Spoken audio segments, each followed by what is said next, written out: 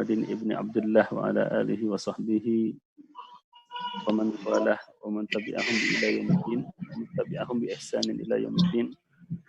Subhanakallahumma la ilma lana illa ma 'allamtana innaka antal alimul hakim. Allahumma 'allimna ma yanfa'una. Allahumma faqihna fi dinina. Pertama, kita bersyukur kehadirat Allah Subhanahu wa taala. Alhamdulillahirabbil alamin, pada malam hari yang berbahagia ini kita Allah kumpulkan di sini di dalam majelis yang mulia insyaallah, yang mudah-mudahan diberkati oleh Allah Subhanahu wa taala. Kita sampaikan selawat dan salam kepada junjungan kita baginda Rasulullah sallallahu alaihi wasallam. Allahumma salli ala sayyidina Muhammad wa ala alihi wa sahbihi ajmain. Dan pertama kita berdoa kepada Allah Subhanahu wa taala, mudah-mudahan majelis kita ini diberkati pada guru kita, diberikan kemudahan, diberikan taufik dan diberikan keberkahan untuk beliau dan juga untuk kita semua, dan juga dibukakan hati kita, pikiran kita untuk menerima apa yang terbaik yang beliau sampaikan dan mengamalkannya di dalam kehidupan kita. Dan untuk tidak memperpanjang kalam, majelis kita ini saya serahkan sepenuhnya kepada Hasim. Kepada beliau kami persilakan dan mohon izin saya akan semuanya.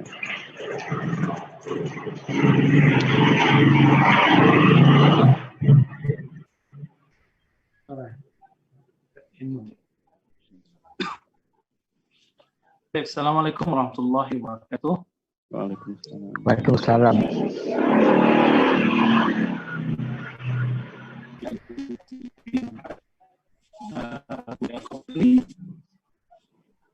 Dan kawan-kawan semua,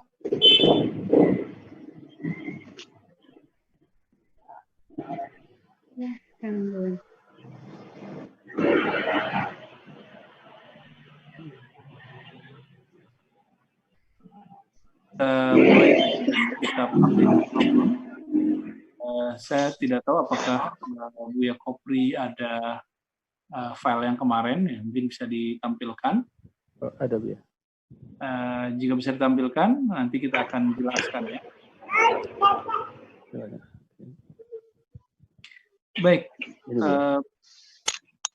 Aqidatul Awam. Jadi sebelumnya kita biar ingat kembali, merefresh sedikit saja bahwa sebelumnya kita telah mengantarkan bahwa untuk belajar akidah Ahlus Sunnah, maka aku lahiran tahun 64. Harus menggunakan kitab-kitab yang bersanad dan belajarnya dengan sanad tentunya. Itu mohon maaf, kayaknya masih ada sebentar. Buya, mungkin Buya bisa di-mute-kan sendiri. Saya mute-kan dulu semua, nanti Buya di-unmute-kan sendiri. Oke. Sudah saya mute-kan semua. Silakan Buya. Ketika banyak orang mengaku berakidah Ahlus Sunnah wal Jamaah, sama mirip dengan orang mengaku anaknya Rasulullah, cucunya Rasulullah, maka dia harus membuktikan dengan nasab. Nah, itu kalau dia keturunan Rasulullah. Adapun jika dia mengaku pengikut Rasulullah, maka dia perlu membuktikan yang kita sebut silsilah atau sanad. Maka bersanad itu hukumnya wajib bagi seorang penuntut ilmu. Tapi bersanad itu tidak mesti dituliskan gitu. Yang penting berguru kepada orang yang mempunyai guru. Berguru kepada orang yang terhubung keilmuannya, rohaninya kepada Rasulullah sallallahu alaihi wasallam. Dalam hal ini kitab Aqidatul Awam saya alhamdulillah mempelajari dan dapat sanad keilmuannya. Jadi dari kecil belajar sifat 20 kepada guru yang mengajarkan saya qiraat, khususnya qiraat hafaz ana Asim ya, Quran, Buya Dahnar. Beliau mendapatkan dari gurunya Syekh Abdul Malik. Jadi yang pertama yang harus kita ketahui adalah sanadnya dari Buya Dahnar, dari Syekh Abdul Malik, kemudian Syekh Abdul Malik dari Syekh Muhammad Arsyad.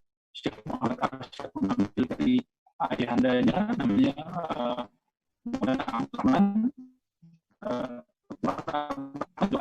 Al-Batuhan tadi. Beliau mengambil dari langsung pengarangnya Said Ahmad Al-Marzuki.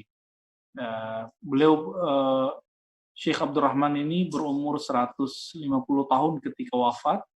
Ajib sekali, umurnya panjang. Dan semasa dengan Said Ahmad Zaini Dahlan. Itu generasi sebelum ada Syekh Hasyim Asy'ari, sebelum ada Ahmad Dahlan, sebelum ada Sulaiman Rasuli dan lain-lain ulama-ulama besar kita. Ya, tinggal di mana? Tinggal di Maliki, saudara Said Ahmad Al-Maliki, ada Said Ahmad Al-Marzuki. Beberapa sanad itu dari saudaranya yang benar Said Ahmad Al-Marzuki. Said Ahmad Al-Marzuki ini karena dia seorang ulama, mufti juga dalam mazhab Maliki, ahli qiraat, menguasai semua ragam baca Al-Quran, disebut ilmu qiraat, dan ilmu yang bisa menjadi hujjah kepada kita bahwa bermazhab itu sunnah, bahwa bermanhaj itu sunnah. Teman-teman semua, Said Ahmad Al-Marzuki ini tinggal di Mekah dan mempunyai murid-murid tersebar di mana-mana. Dan orang kita beruntung, orang Indonesia dulu beruntung, waktu itu Indonesia masih disebut Al-Jawi ya. Mulai ujung Aceh sampai ke Ambon sana dulu disebut Al-Jawi, sampai ke Papua disebut Al-Jawi. Al-Jawi. Jadi Syekh Abdurrahman Al-Makki Al-Jawi, kira-kira begitu ya. Beliau sezaman dengan Said Ahmad Zaini Dahlan yang merupakan guru dari Ahmad Khatib Al-Minangkabawi dan kakek guru dari Syekh Hasyim Asy'ari. Syekh Hasyim Asy'ari berguru kepada Said Bakri Syata. Said Bakri Syata berguru kepada Said Ahmad Zaini Dahlan. Nah, tapi yang paling unik lagi adalah salah seorang ulama Indonesia yang tinggal di Mekah dan lahir di Mekah, Syekh Yasin Al-Fadani, mempunyai guru namanya Syekh Omar Bajunaid, ya, kemudian juga Syekh Said Al-Yamani. Beliau langsung ke Said Ahmad Zaini Dahlan, ini jalur pendeknya. Said Ahmad Zaini Dahlan langsung ke Said Ahmad Al-Marzuki. Jadi jalur kita ada dua, jalur lokal tadi yang saya sebutkan yang pertama, lalu jalur ke Mekah dari murid-murid Syekh Yasin Al-Fadani. Masih ada jalur-jalur yang lain, kira-kira ringkasannya gitu. Jadi kita mempelajari kitab ini kira-kira diakui sebagai orang yang mendaki tidak ada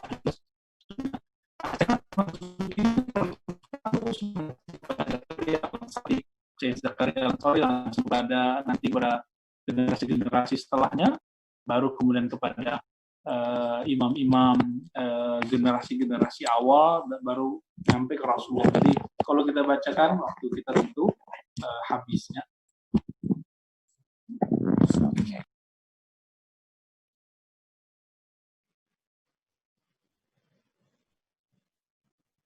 Oke, mohon maaf tadi ada kesalahan teknis dari alat kita ya. Baik teman-teman semua, tadi saya sudah sebutkan, saya ulang lagi, sanad kita, silsilah kita kepada muallif, imam ahli sunnah, yaitu imam ahli qiraat, Said Ahmad Al-Marzuki. Beliau punya murid Syekh Abdurrahman Al-Makki Al-Bantuhampari dan juga Said Ahmad Zaini Dahlan. Syekh Abdurrahman punya murid namanya Syekh Muhammad Syekh yang guru dan itu guru saya.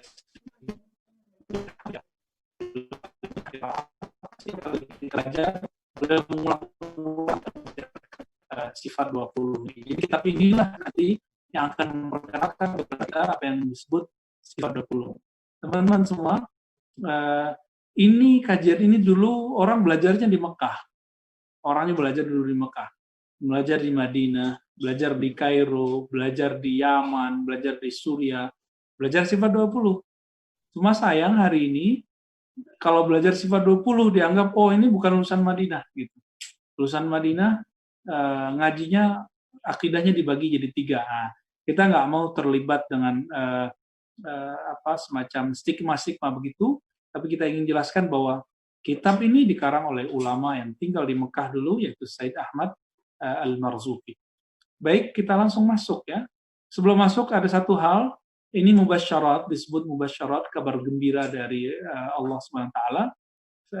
Nabi SAW mengatakan, la tabqa minal mubasyarat illa ru'ya as-salihah. Hadis Sahih Muslim. Tidaklah tersisa di akhir zaman kabar gembira yang sifatnya gaib dari Allah SWT, kecuali ru'ya salih, mimpi yang baik. Dan Imam atau Said Ahmad Al-Marzuki menulis kitab ini dengan rahasia-rahasia mubasyarat itu. Jadi beliau dapat izin bermimpi bertemu Rasulullah dan merestui tulisan ini. Jadi beliau bermimpi 2 kali. Bukan berarti akidah kita bersumber dari mimpi, tidak ya. Tidak ada satupun rumusan dalam akidah Ahlussunnah bahwa akidah kita dibangun dalam berdasarkan mimpi, itu tidak ada. Mimpi hanya mubasyarat. Adapun mimpi Rasul baru boleh menjadi sumber dari akidah. Baik teman-teman semua, kita masuk wa bisanadina ya ila Sayyid Ahmad Al-Marzuki Al-Makki qala abda'u bismillahi warrahmani. Mungkin bisa ditampilkan ya Buya Kopri. Abda'u berarti ana abda. Saya memulai. Bismillahi warrahmani, karena ini bait. Jadi teman-teman semua, ini nazom atau disebut juga bait ya, semacam bersajak-sajak, karena orang Arab itu paling gampang menghafal dengan nazom, karena mereka menghafal tanpa perlu menghafal, cukup dengan bernyanyi mereka hafal. Abda'u bismillahi warrahmani, aku memulai memohon izin kepada Allah bismillahi, dengan menyebut namanya warrahmani, dialah Allah yang Rahman. Ya, teman-teman semua, kenapa setiap pengarang kitab selalu memulai bismillah? Karena mereka membaca sebuah hadis. Nah, ini ada fakta menarik dari hadis ini. Kullu amrin dhi balin la tubda bismillah fahuwa aqta. Setiap perkara yang penting tidak dimulai dengan basmalah, maka terputus keberkahannya. Hadis ini ittifaq, semua sepakat bahwa hadis ini dhaif, hadis ini lemah. Tapi kenapa semua mereka sepakat untuk mengamalkannya? Ini fakta menarik dari hadis dhaif ini. Dan ini hujah yang sangat kuat. Apa yang dikatakan oleh Imam Nawawi dalam Muqaddimah Arba'in, bahwa ittifaq ulama, tidak ada khilaf di situ, boleh mengamalkan atau menggunakan hadis dhaif untuk motivasi, untuk hal-hal fadilah amal. Ini salah satu bagian dari fadilah amal. Namun bagi saya, Bismillahirrahmanirrahim lebih dari sekedar fadilah amal. Bismillahirrahmanirrahim adalah wajib. Jadi bagi kami, memulai sesuatu dengan basmalah adalah wajib. Itu sebabnya, inilah kelebihan dari Imamuna Muhammad bin Idris Syafi'i, Imam Syafi'i. Kenapa beliau mewajibkan jahar basmalah? Supaya orang-orang yang lupa dengan basmalah pun kemudian tersadarkan kembali ketika sholat bahwa dia sedang bersama dengan nama Allah Subhanahu wa taala. Jadi teman-teman semua, terlepas dari perdebatan, riwayatnya begini, riwayatnya begitu, tapi bismillah adalah wajib bagi kami. Jadi secara adab ruhani dan adab akidah seorang muslim, bismillah adalah wajib ya. Jadi terlepas dari dhaif. Jadi banyak hadis yang dhaif, tapi ternyata isinya itu dahsyat sekali. Maka muncullah kaidah ad-dalil laisa bimadlul. Jadi tidak semua dalil itu dihukumi karena dia dhaif lalu isinya dhaif, enggak begitu ya. Jadi saya ulangi, semua ulama sepakat bahwa hadis semuanya sepakat untuk memakannya. Jadi hari ini masih menggunakan hadis dhaif ya.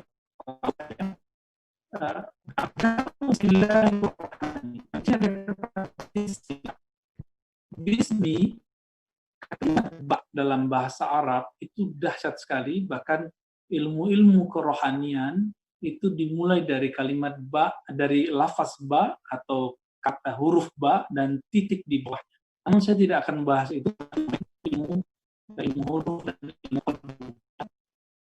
Kita akan memaknai apa makna ba. Imam Mulai Al-Qadri ketika kita menyebutkan ba itu bisa menjadi belas beberapa makna ba.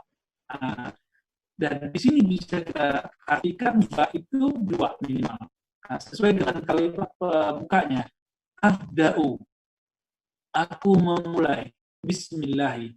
Maka bi bisa diartikan aku memulai dengan nama Allah. Jadi bi itu disebut ba ibtida. Ba untuk memulai. Namun juga berarti yang kedua, babu al-ba bimakna al-istizan. Ba artian meminta izin. Bismillahi, dengan minta izin kepada Allah, dengan meminta izin atas Allah yang mana beliau yaitu Ar-Rahman, Maha Rahman dan Maha Rahim. Ini dari izin teman semua. Apa makna dari izin? Nah, izin itu bermakna ada dua. Izin ismi, ya.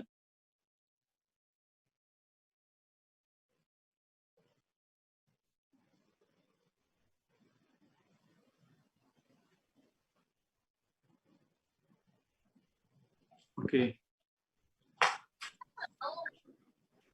Halo?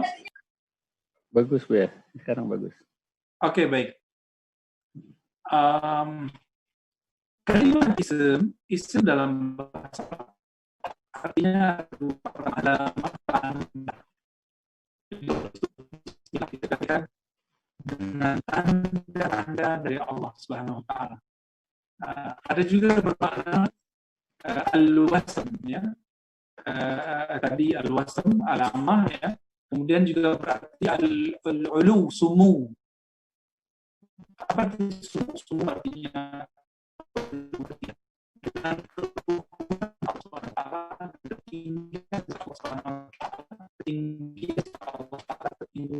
dengan Allah SWT, maka aku memulai kitab ini. Jadi semua inilah kita beberapa makna secara bahasa Bismillah. Kalau diulangi, Bismillah, aku memulai dengan Allah. Satu, yang kedua, aku meminta izin atas nama Allah Subhanahu wa ta'ala. War-Rahmani, dan dialah yang Maha Rahman. Apa beda Rahman dan Rahim? Rahman dan Rahim dari kalimat kata yang sama, itu ra, ha, mim, ya. Lalu kemudian ada tambahan. Tambahannya adalah alif, Rahman, kemudian nun. Sedangkan Rahim hanya ditambahkan satu, yaitu ya. Nah, ini yang kita sebut ilmu huruf itu. Jadi ilmu huruf yang saya maksud bukanlah ilmu huruf untuk ilmu hikmah atau perdukunan, ya. Dan ilmu ini sangat kaya sekali. Sehingga pada satu kalimat, satu huruf, satu kata itu hurufnya bertambahlah maknanya. Gitu. Coba lihat teman-teman secara harfiah. Ini Imam Fakhruddin Ar-Razi menjelaskan, karena Rahim itu tambahannya cuma satu, itu ya. Sedangkan Rahman tambahnya ada alif dan nun, maka maknanya yang di Rahman lebih banyak daripada makna yang di Rahim. Rahman berarti kasih sayang Allah yang meliputi langit dan bumi, kafir dan mukmin, manusia ataupun yang bukan manusia. Awal penciptaan alam sampai akhir alam dunia ini semuanya adalah dengan nama Rahman. Jadi kenapa ada orang kafir kaya, kafir kok bisa tenang? Itu karena dia dapat rahasia Ar-Rahman, ya. Maka teman-teman semua,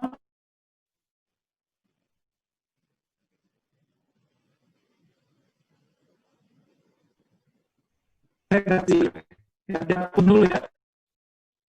Malah hilang.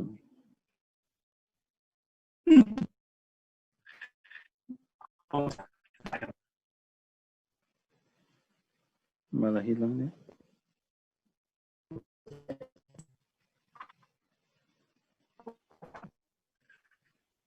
Itu kirimnya bisa.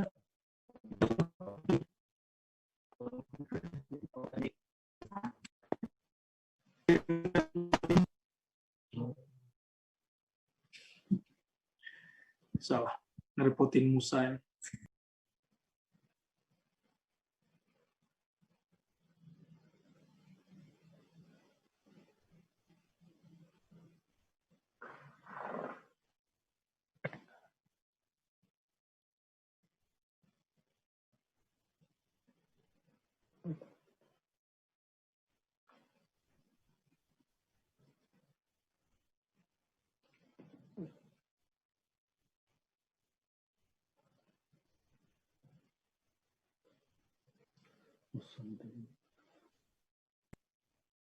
Nunggu sebentar. Maaf, nunggu sebentar. Ala rahatikum.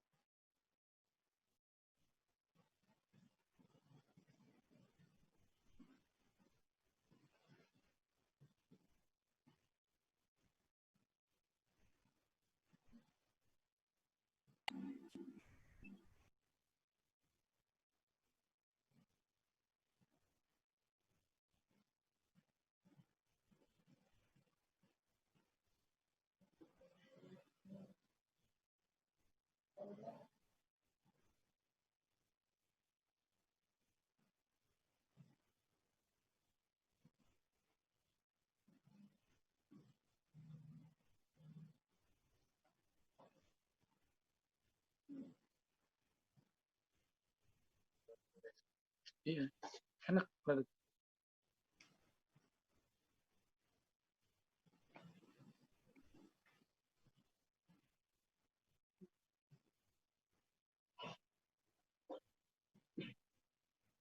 Oke, baik. Suara saya terdengar? Jelas Bu ya, jelas. Ya, baik. Afwan, karena saya belum prepare dengan alat ya, karena masih di jalan. Masih belum sampai di rumah, bukan di jalan ya. Baik, kita lanjut. Bismillahirrahmanirrahim. Tadi abda'u bismillahi warrahmani ya. Aku memulai dengan nama Allah Ar-Rahmani. Ya, dialah yang Maha Rahman. Tadi kita sudah menjelaskan apa perbedaan makna antara Rahman dan Rahim. Jadi Rahman itu, teman-teman semua, perbedaannya karena dia ada tambahan 2 huruf, maka ulama ahli tafsir yang berangkat dari ilmu huruf mengatakan ini kasih sayang Allah meliputi semua makhluk, baik itu makhluk yang mukmin ataupun yang tidak mukmin, ya, yang kafir ataupun yang tidak kafir. Maka kita lihat orang-orang yang kafir itu, orang-orang yang tidak percaya Allah, dia masih bisa bernafas di bumi Allah. Padahal dalam Al-Quran Allah mengatakan wa ardullahil wasi'ah, bumi Allah itu luas. Nah, dalam hal ini kita tidak boleh cemburu kepada orang-orang yang tidak percaya kepada Allah itu, tapi dia menikmati itu. Mereka sedang menikmati jatahnya mendapatkan Ar-Rahman. Ya, jadi semuanya dapat Rahman. Jangan heran juga ya, ilmu perdukunan itu teman-teman, itu menyebut nama Allah ya. Lalu jatahnya di mana? Jatahnya itu di kalimat Rahman. Makanya dukun-dukun mustajab juga doanya. Iblis itu kenapa masih diberi hak untuk menggoda kita? Kenapa? Karena iblis meminta dengan nama Allah dan sifatnya izzah, lalu dengan Rahmannya iblis bisa mengganggu kita semua. Adapun Ar-Rahim nanti hanya diperoleh oleh mukmin. Nah, dalam hadis Imam Muslim dikatakan innalillahi mi'ata rahmah. Sesungguhnya Allah Ta'ala mempunyai 100 rahmat. Satunya dibagikan dari awal penciptaan dunia sampai akhir sedangkan nanti 99-nya hanya diberikan untuk mukmin. Jadi surga itu bukan 7 tingkat, teman-teman semua. Surga itu ada lebih dari itu. Bahkan dalam beberapa hadis disebutkan 100 tingkat. Nah, itulah rahim, itulah nanti akan kita nikmati. Dan yang menarik apa? Allah Ta'ala menyebut kekasihnya Nabi Muhammad SAW dengan sebutan Ar-Rahim. 2 ayat terakhir dari surat Taubah, wabil mu'minina ra'ufur rahim. Jadi Rasulullah SAW diceritakan di situ telah datang kepadamu seorang Rasul yang dia sangat galau kalau kamu itu susah, dan di ujung dikatakan terhadap orang-orang beriman ra'ufun sangat pengasih dan sangat penyayang. Ra'ufun rahim. Teman-teman semua, banyak yang bertanya kepada kita, loh kok Rasulullah disebut rahim, itu kan nama Allah. Bukan begitu ya. Allah itu membolehkan beberapa nama yang dipunyai oleh dirinya lalu disematkan kepada selain dirinya, yaitu makhluknya. Nah, salah satunya adalah rahim. Nah, kalimat rahim tadi kita sudah katakan, ar-rahim artinya kasih sayang Allah yang Allah berikan khusus untuk para kekasihnya. Jadi sebenarnya ketika ada terjemahan Rahman yang Maha Pengasih, Rahim yang Penyayang, itu hanya pilihan diksi kalimat yang dilakukan oleh ulama-ulama kita di negeri ini. Sebenarnya Rahman Rahim itu artinya sama, kasih sayang. Ya. Tapi kasih sayang yang sifat umum, nah inilah yang sekarang sedang kita perebutkan dengan mencari nafkah, mencari ma'isyah, mencari pekerjaan, mencari uang, mencari kesehatan. Nah, itu di Rahman. Kita dan orang-orang yang tidak beriman sama persis ya. Mereka kenyang, kita bisa kenyang. Mereka kaya, kita bisa kaya. Mereka miskin, kita juga bisa miskin, sama juga. Tapi nanti di akhirat itu akan berbeda semua. Nah, dalam hal ini kalimat tadi ya, abda'u bismillahi, aku memulai dengan nama Allah Ta'ala, ya, Ar-Rahman, dialah yang Rahman, dan Rahim, ya, disebutkan kedua-duanya. Apakah ini kemudian mempreteli Al-Quran? Tidak. Ini Bismillah sebagai doa. Ini pun nanti akan menjawab pertanyaan kaum wanita, kaum perempuan. Bolehkah baca Bismillahirrahmanirrahim di saat kita lagi, maksudnya perempuannya lagi haid? Ya boleh, karena itu bukan sebagai Al-Quran, dia sebagai doa. Gitu ya. Baik. Ustadz Kopri, boleh ditampilkan teksnya? Sudah kelihatan ya? Oh ya, siap. Nah, ini salah satu yang recommended, teman-teman, karena terjemahannya sangat lugas sekali. Bisa dibaca siapa saja, dan sudah ada PDF-nya ya.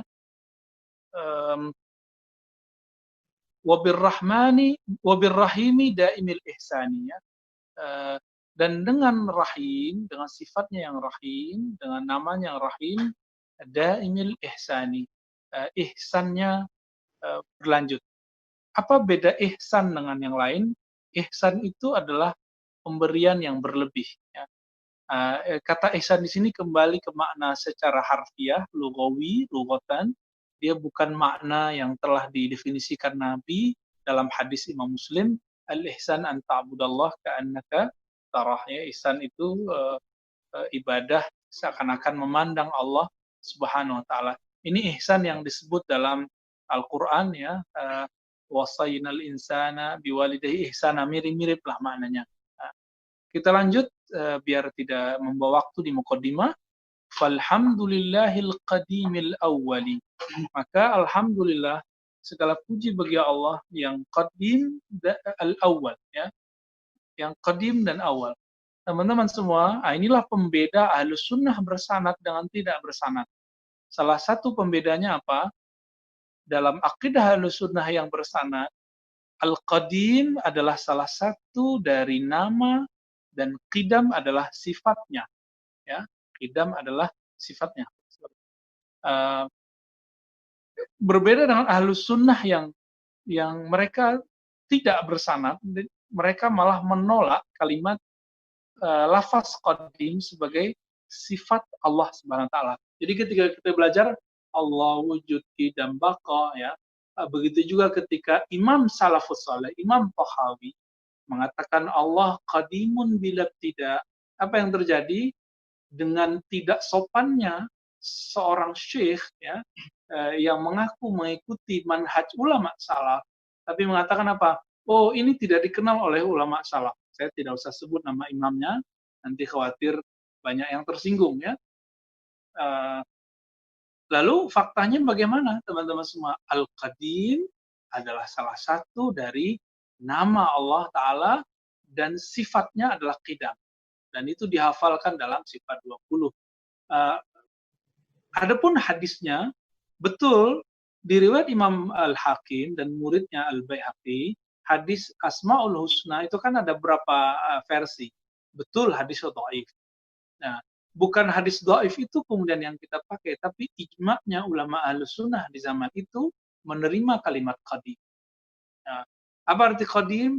Yang maha awal. Nah, nanti kita akan masuk ke kalimat itu setelah masuk ke dalam pembagian sifat-sifat Allah. Jadi saya skip dulu pembahasan qadim. Nanti akan lebih panas lagi karena sekarang saya lihat Buya Kopri udah mulai panas. Ngomong apa ini kata teman-teman kita di sana ya. Tapi nggak apa-apa. Wal akhiril baqi bila tahawuli. Segala puji bagi Allah yang maha qadim, yang maha awal dan yang maha akhir dan baqa bila tahawul. Tahawul artinya yang tidak ada perubahan. Ya. Lanjut, summa salatu wassalamu sarmada ala nabiyyi khairi man qad wahhada.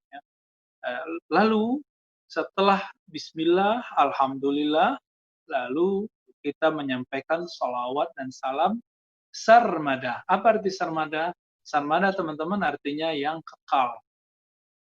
Salawat yang kekal selalu Allah sampaikan kepada Nabi Muhammad sallallahu alaihi wasallam.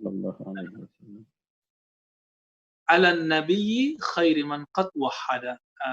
Terhadap Nabi sallallahu alaihi wasallam sebaik-baik siapa yang mentauhidkan Allah Subhanahu wa taala. Saya tidak akan menjelaskan kenapa dibaca sarmada wahada, yaitu nanti masuknya ke ilmu arud, ilmu balaghah dan itu disyarah-syarah yang detail.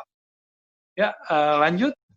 Teman-teman semua, kenapa kitab harus dimulai dengan sholawat? Karena satu sholawat ada 10 keberkahan, dan jika ingin mengarang buku diberkahi Allah, berkarya diberkahi Allah, bekerja diberkahi Allah, maka mulailah dengan sholawat. Jika tidak, fa'alaihi tiarah, ya, maka nanti orang itu akan merasa merugi dan merasa menyesali. Kita lanjut. Wa alihi wa sahbihi wa man tabi'a.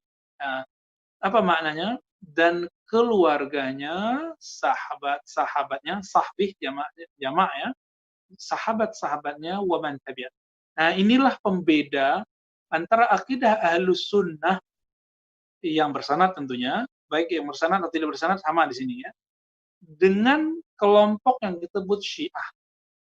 Akidah ulama Ahlus Sunnah sebenarnya mengakui ketika kita mengatakan wa ala alih Allahumma salli ala Muhammad wa ala alih, itu sudah kena sahabat. Ya Allah sampaikan salawat dan salam atas Nabi Muhammad dan keluarganya. Alihi, al itu artinya keluarga, itu sudah masuk sahabat Rasulullah sallallahu alaihi wasallam. Karena beliau mengatakan, aku terhadap kalian kalwalid, seperti orang tua. Begitu beliau berbicara ke Ibnu Mas'ud dan teman-teman Ibnu Mas'ud, cuma untuk meluruskan saf para sahabat.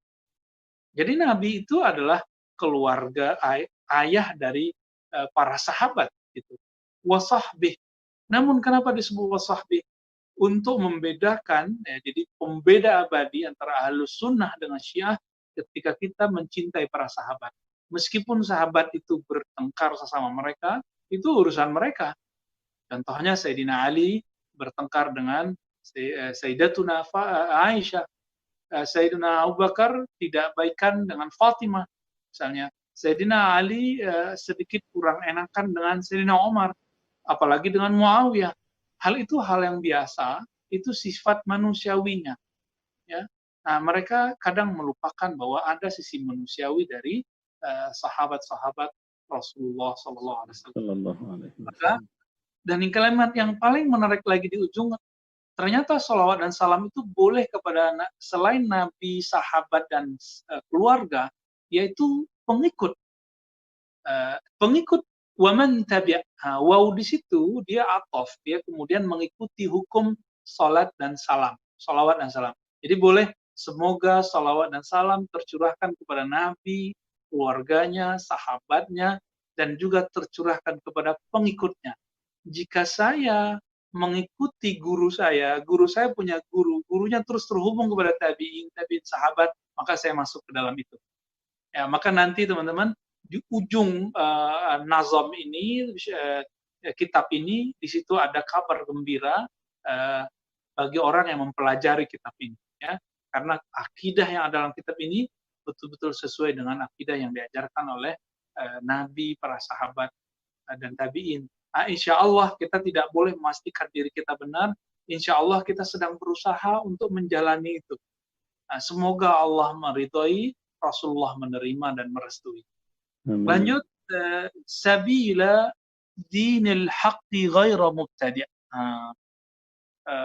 Jalannya dinul haq, ya, sabil bisa diartikan juga hukum-hukum Allah, ya, itu ghairu mubtadi'. Jadi si mu'allif ingin mengatakan bahwa yang aku tulis ini tidaklah bid'ah. Nah, kan sekarang muncul kalimat-kalimat tidak sopan dari sahabat-sahabat kita yang tidak mengenali dengan baik, mengatakan belajar sifat 20 bid'ah, gitu ya. Nah, ini tidak benar, ya. Yang benar bahwa belajar sifat 20 adalah salah satu cara terhubung kepada ajaran Nabi dan sahabat-sahabat Nabi Sallallahu Alaihi Wasallam. Boleh dilanjut, Ustaz? Oke. Setelah muqaddimah, biasanya orang Arab kalau dalam ilmu khitabah memberi pemisah antara pengantar dengan isi. Dengan apa caranya? Diberilah kalimat wa ba'du atau amma ba'du. Waw dan amma itu fungsinya sama, ya. Dan ba'du. Dan setelah itu, setelah apa? Setelah mengantarkan. Seharusnya ba'du itu kita baca ba'da. Lalu kenapa dibaca u? Inilah rahasia orang Arab. Orang Arab itu simpel sekali ternyata.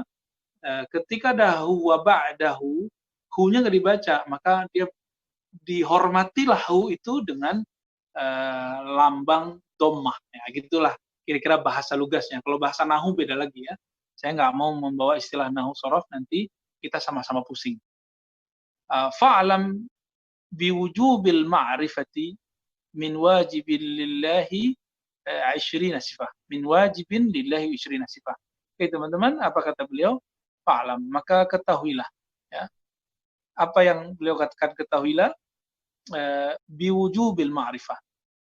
Bahwa ma'rifah, mengenal Allah itu wajib. Jadi jika kita mengatakan saya mukmin, maka wajib iman itu dengan ma'rifah. Apa arti ma'rifah? Mengenalnya dengan baik, mengilmuinya dengan baik. Ma'rifah itu ada yang berdasarkan dalil akli, dalil akal, ada yang berdasarkan dalil nakli, Quran dan Sunnah, ada yang berdasarkan teks-teks biasa, ya, ataupun di luar itu.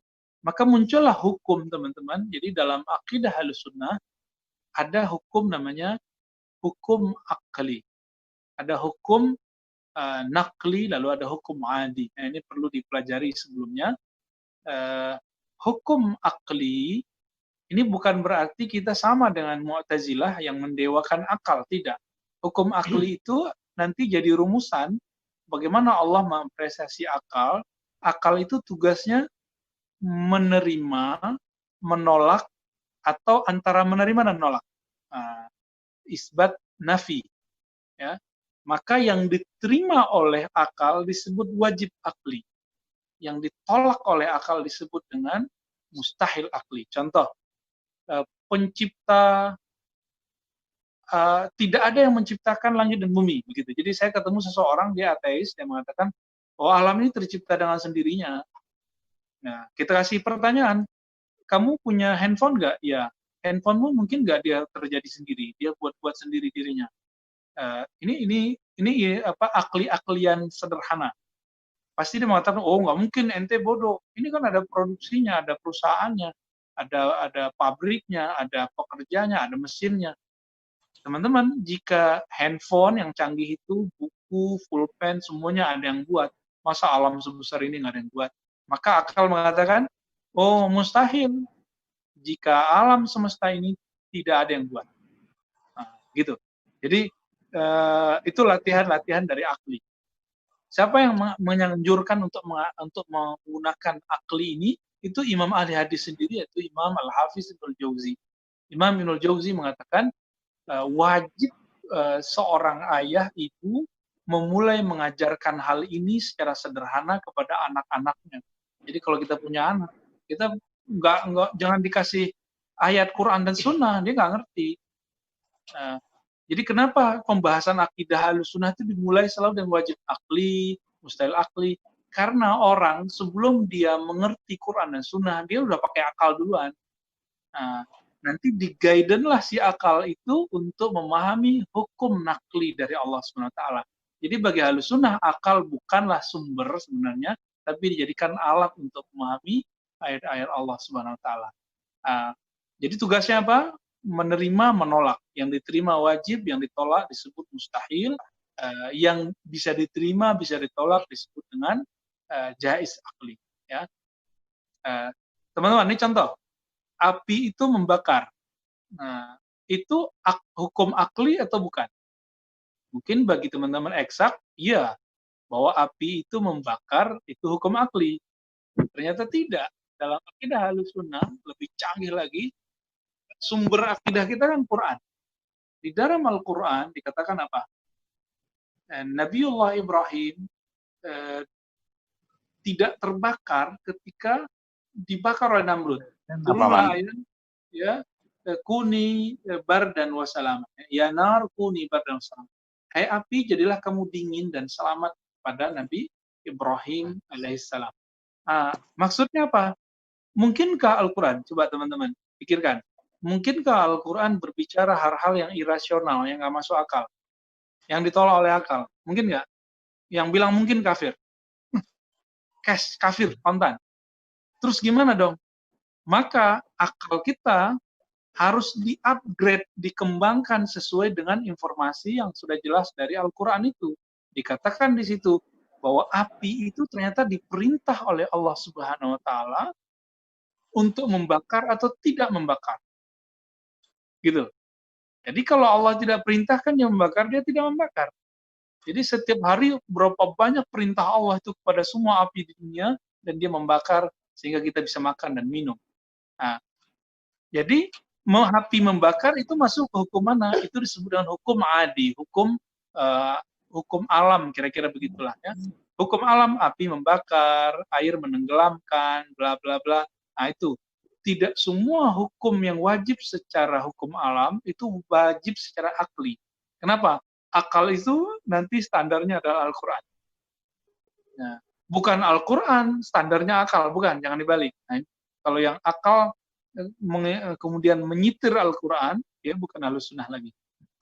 Nah, inilah kira-kira pengantar sederhana lah tentang apa itu hukum akli, apa itu hukum adi, dan adapun hukum syar'i ini dipelajari oleh pemateri khusus harusnya ya, mungkin Buya Kopri langsung jadi ustadznya di situ, membahas tentang hukum yang 5 ya, wajib, makruh, mubah, mandub, ya, dan selanjutnya yang 5 itu ya.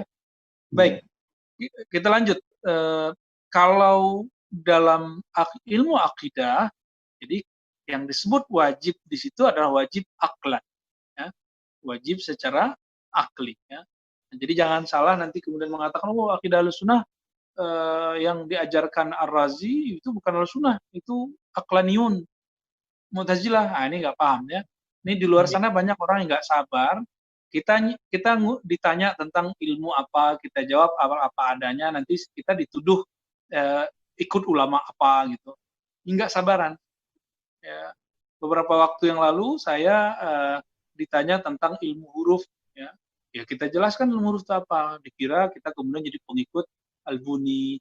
Ya enggak sabaran. Dari dulu kita membahas Bukhari, kok nggak bilang saya pengikut Imam Bukhari. Dari dulu saya menyebut Nabi Muhammad, ya Imam Syafi'i. Kenapa nggak disebut Imam Syafi'i?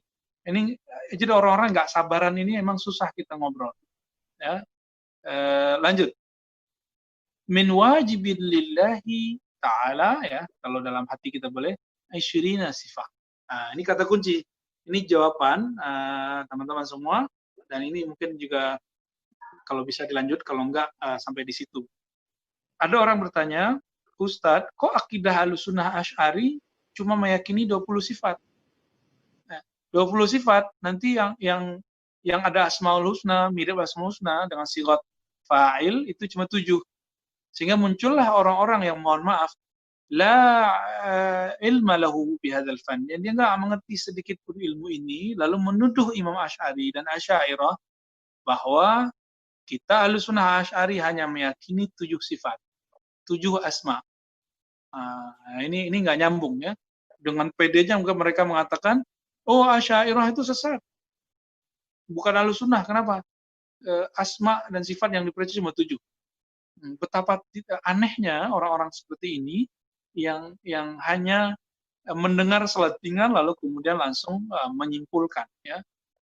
Di mana semangat dia sebagai bahis, pembahas, peneliti, pengkaji ilmu, ya. Nah, di sini dikatakan min. Nah, dalam bahasa Arab, teman-teman semua, min berarti di antara, sebagian yang wajib diketahui secara akli. Jadi coba di Quran berapa banyak sifat Allah muncul? Coba kalau nggak usah deh pakai 20. Berapa banyak? Qul huwallahu ahad sampai lam yakun lahu kufuwan ahad, berapa banyak sifat Allah muncul? Itu aja udah pusing. Ya. Qul huwallahu ahad, Allahu samad, lam yalid lam yulad. Berapa asma muncul? Nah. Huwa masuk nggak? Huwa masuk, ya. Huwa Allah ahad, Allah samad, ya. Lam yalid lam yulad isim nggak? Isim, tapi dia isim bentuknya jumlah, ya, dalam bentuk kalimat. Jadi nama Allah itu ada yang dalam bentuk kalimat. Nah, itu loh contohnya. Ya, belakangnya lam yakul lahu kufuwan ahad. Nah, ini karena dia masih bentuknya bahan mentah, ulama kemudian memberikan kemudahan untuk murid-muridnya, muncullah istilah di antara yang wajib bagi umat Islam adalah mengenal secara akli minimal, cara akli semuanya seharusnya, isyirina sifat, yaitu 20 sifat. Nah, begitu. Jadi jangan ada lagi kemudian asumsi pertanyaan-pertanyaan yang konyol yang mengatakan, oh Asy'ari hanya percaya 20 sifat. Bukan, itu cuma min di antara. Gitu ya. Oke, kita lanjut. Ini mulai panas, lebih panas lagi dari yang tadi. Beda dengan belajar ilmu kolbu nih, Ustaz Kopri nih. Betul. Ilmu diskusi.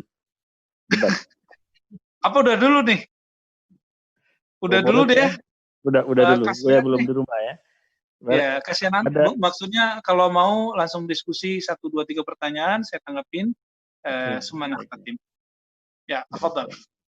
Terima kasih banyak Buya atas penjelasannya untuk mukadimah pada malam hari ini. Jadi kita baru masuk pada pengenalan sifat 20, belum masuk kepada sifat 20-nya. Insya Allah pada pertemuan besok atau 2 minggu lagi, insya Allah kita masuk pada bahasan sifat 20-nya. Untuk pertanyaan, barangkali 2 pertanyaan saya batasi, karena Buya Rozi masih belum sampai di rumah. Perjalanan beliau ke rumah juga saya rasa cukup panjang. Maka 2 pertanyaan malam ini cukup, karena kajian kita insya Allah akan terus berlanjut. Silakan ngacung dulu, siapa yang ingin bertanya. Ini saya tutup ya, share-nya ya, biar saya bisa melihat.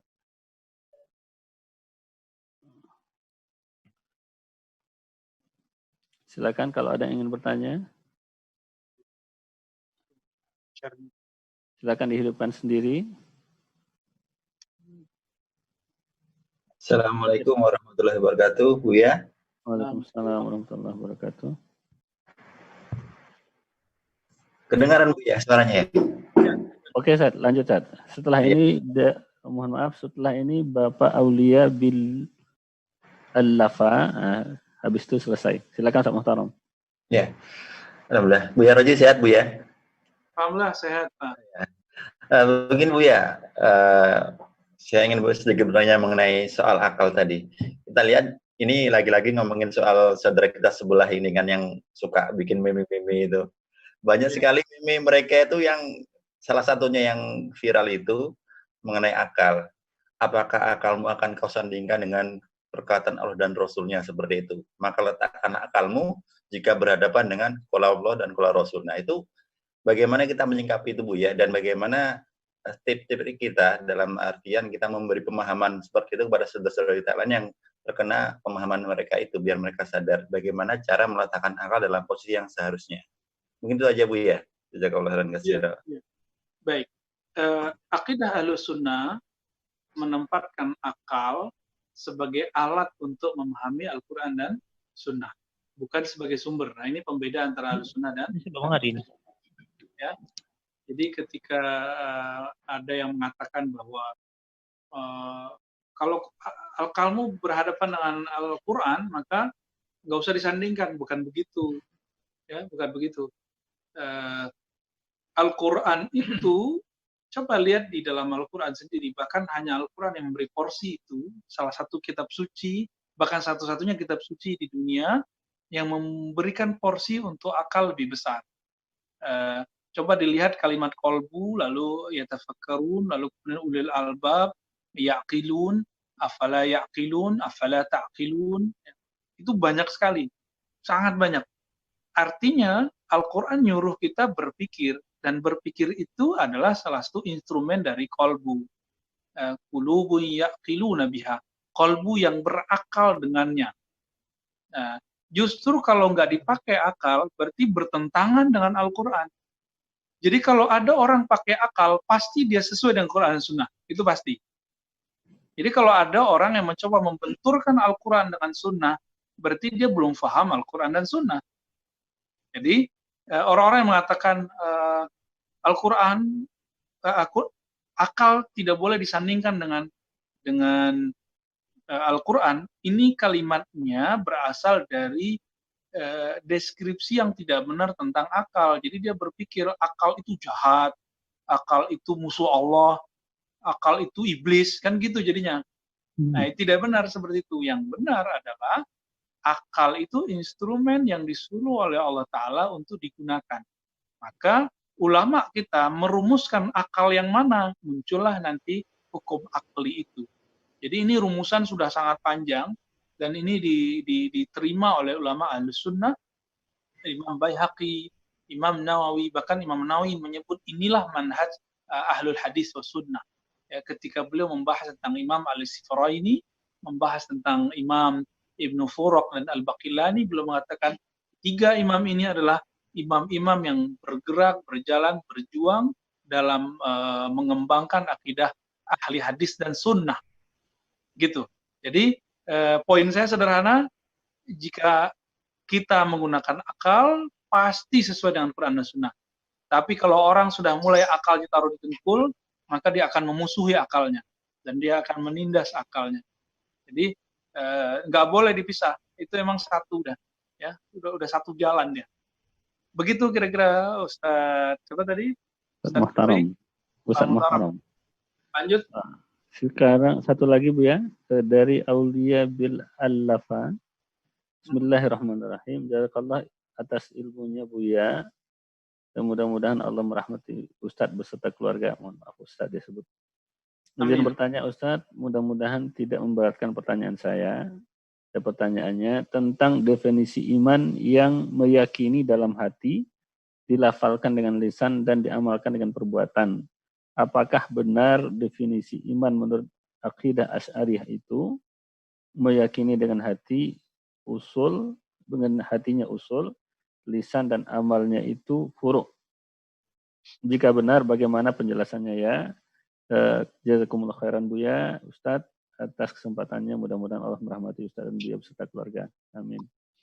Ya, itu benar ya, bahwa iman itu mencakup amal, lisan, dan tasdik kolbu. Tapi, teman-teman semua, usul iman itu hanya satu, yaitu tasdik, pembenaran di kolbu. Maka Imam Bukhari ketika menyampaikan hadis, apakah amal paling mulia? Dijawab oleh Rasulullah, al-imanu billah, beriman kepada Allah. Maka di syarah Ibnu Hajar dan imam lain disebutkan bahwa afdolul a'mal amal qalb. Amal yang paling afdol itu amal qalbu. Apa amal qalbu? Tasdik, iman kepada Allah. Nah, kenapa rumusan ini dibuat oleh ulama, bahwa pembenaran itu hanya di qalbu? Itu disebut usulnya iman. Pokoknya ada pada takril lisan kita mengatakan iya, lalu amal. Kenapa ini kemudian dipisah? Rahasianya sangat besar sekali, supaya akan banyak nanti yang tergolong tetap mukmin. Coba bayangkan, kalau iman itu usulnya 3, ikrar plus juga amal, maka beda amal nanti beda usul imannya. Maka udah beda status iman. Nah, inilah yang terjadi di 2019. Orang memasukkan pilihan politik, pilihan presiden, pilihan caleg, masuk kepada rukun iman, masuk kepada esensi iman. Padahal itu cuma cabang-cabang aja, cabang udah kesekian kali, cabang fikih malah, fikih siasah. Jadi nggak beririsan dengan iman. Nah, jadi kalau orang tidak memahami dengan baik, nanti tahun 2024 terjebak lagi. Isu yang sama dibawa lagi, bahwa beda pilihan, beda iman. Kalau begitu, beda iman, ya satu di surga, satu neraka. Maka banyaklah ustadz-ustadz jadi korban pembulian selama 2019 kemarin, karena mungkin pasangannya 01, dia 02. Nah, disebutlah Ustadz cebong kampret gitu ya. Jadi, dan itu betul-betul menyakitkan sekali. Dianggap dia tidur bersama ahli neraka. Gimana membina umat, istrinya sendiri nggak bisa. Nah, itu banyak terjadi. Apalagi kalau memang dia sendiri 01, wah repot sekali. Dan ini kita melihat banyak ustadz-ustadz kita, guru-guru kita, kawan-kawan saya, jadi korban. Dibully, ya, diteriakin cebong, diteriakin kampret, macam-macam. Dan saya tidak mau, terutama jamaah kita, kawan-kawan kita, sahabat kita, ini terjadi kembali di 2024. Ini kesalahan fatal karena belajar iman tidak sesuai dengan konsep Ahlus Sunnah yang bersanad, bahwa iman itu ada usulnya, ada furuknya. Berbeda di furuk, bukan beda usul. Jadi orang kalau beda ekspresi iman, bukan berarti dia beda pokok imannya. Gitu ya. Jadi inilah di Mesir, seingat saya itu ada seorang dai, dia bukan ulama, namanya masalah Syekh Yaqubi. Begitu serampangannya dia mengatakan, jika aku mau, aku akan menulis dalam kitab akidah bahwa berjenggot, celana jingkrang itu masuk ke bab iman. Wah, itu kacau sekali ya, kacau sekali. Dan ini bertentangan hatta dengan ajaran Nabi SAW. Karena Nabi SAW pernah juga tidak jingkrang. Ya, Nabi SAW bahkan punya murid Ibnu Umar. Ibnu Umar setiap lebih jenggotnya di satu kepal begini dipotong. Ya, kita senang dengan teman-teman berjenggot, teman-teman yang jingkrang, tapi jangan kemudian meletakkan penampilan itu ke dalam bab pokok iman. Itu hanya cabang iman. Jadi kalau jenggotnya kurang panjang dikit bukan berarti imannya kurang dalam, bukan. Sebaliknya, antum pakai serban tebal, ya jenggot tebal, bukan berarti usulnya kuat, belum tentu. Nah, ini nanti akan tambah seru lagi kalau kita masuk dalam bab-bab yang tadi. Kira-kira begitu, teman-teman semua. Baik, Buya, terima kasih banyak, Buya. Seperti yang saya sampaikan tadi, untuk malam ini kita cukupkan hanya 2 pertanyaan, berhubung Buya masih di Ciputat sepertinya, Buya. Ya, dan beliau akan berangkat ke Bekasi ya, Buya? Enggak Depok. Sih, karena Depok. Depok, jadi maka kita kasih Buya kesempatan untuk istirahat. pertanyaan masih ada lagi. Mohon untuk sahabat yang bertanya disimpan dulu pertanyaannya. Dan juga untuk yang baru masuk, masih ada yang baru masuk ternyata Bu ya. Untuk yang baru masuk mudah-mudahan dapat berkat majelisnya. Dan Amin. insya Allah kita berjumpa lagi pada 2 pekan yang akan datang. Terima kasih banyak Buya, sehat selalu dan sukses selalu untuk Buya insya Allah. Insya Allah berkumpul lagi di surga nanti di dalam majelis yang mulia ini. Insya Allah. Dan ya, dari saya mohon maaf ya teman-teman semua. Betul baterainya juga mau habis. Ya, silakan Bu ya. Masih jauh. Semoga pengantar yang lumayan adalah beberapa itu cukup untuk memantik keinginan kita untuk mempelajari akidah Ahlussunnah lebih dalam. Amin ya rabbal alamin. Salam semua dari kami dan dari Ribat An-Nuraniyah. Assalamualaikum warahmatullahi wabarakatuh. Waalaikumsalam warahmatullahi wabarakatuh. Waalaikumsalam warahmatullahi wabarakatuh. Dan juga untuk para jamaah, untuk hasilnya nanti bisa dilihat di akun YouTube Al-Hidayah Modern Land. Sebagian sudah kita upload di sana kajian Buya. Dan silahkan kalau mau diupload ulang silahkan, tapi cantumkan logo dan juga apa yang sudah dituliskan di dalam video yang kita upload.